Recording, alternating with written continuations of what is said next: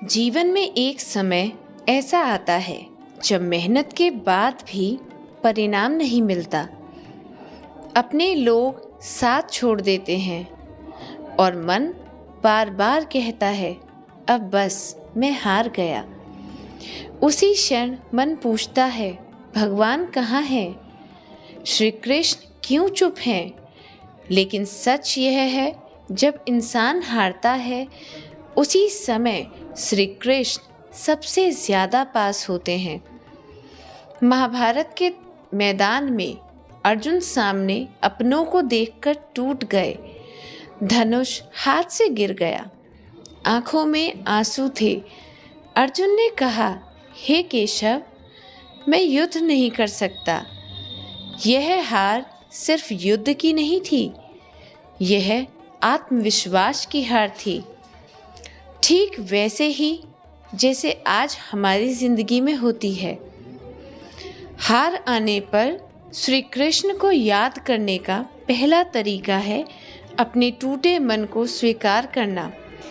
अर्जुन ने कृष्ण से शिकायत नहीं की, उन्होंने कहा, मैं आपका शरणागत हूँ। हार के समय अगर हम सिर्फ कहते हैं, मेरे साथ ही ऐसा क्यों, तो मन और टूटता है।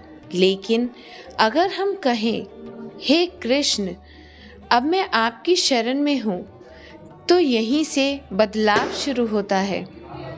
हार में श्री कृष्ण को याद करने का अर्थ है अपने अहंकार को छोड़ देना।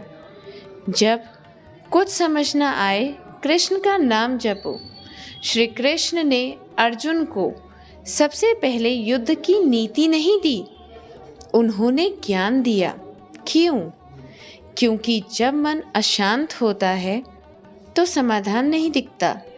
हार के समय बस इतना कहो, कृष्ण कृष्ण कृष्ण।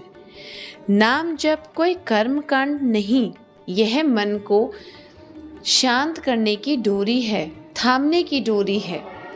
जो इंसान नाम जप में टिक जाता है वह हारकर भी टूटता नहीं।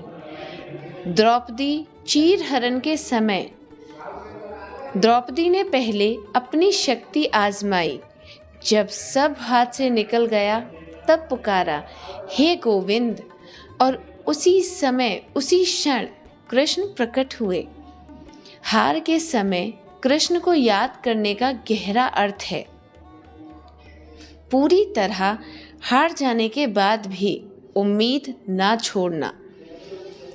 श्री कृष्ण देर कर सकते हैं लेकिन कभी मना नहीं करते।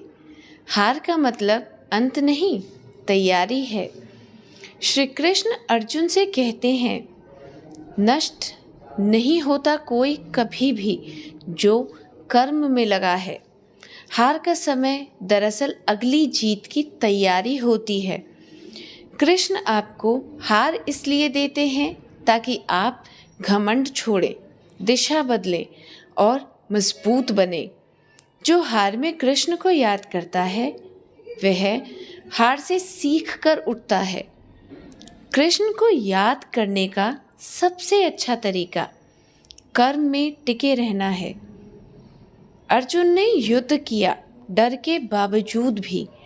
कृष्ण ने यह नहीं कहा, भाग जाओ। उन्होंने कहा, कर्म करो। उन्होंने कहा, उठो, जागो और काम पे ध्यान दो, कर्म करो।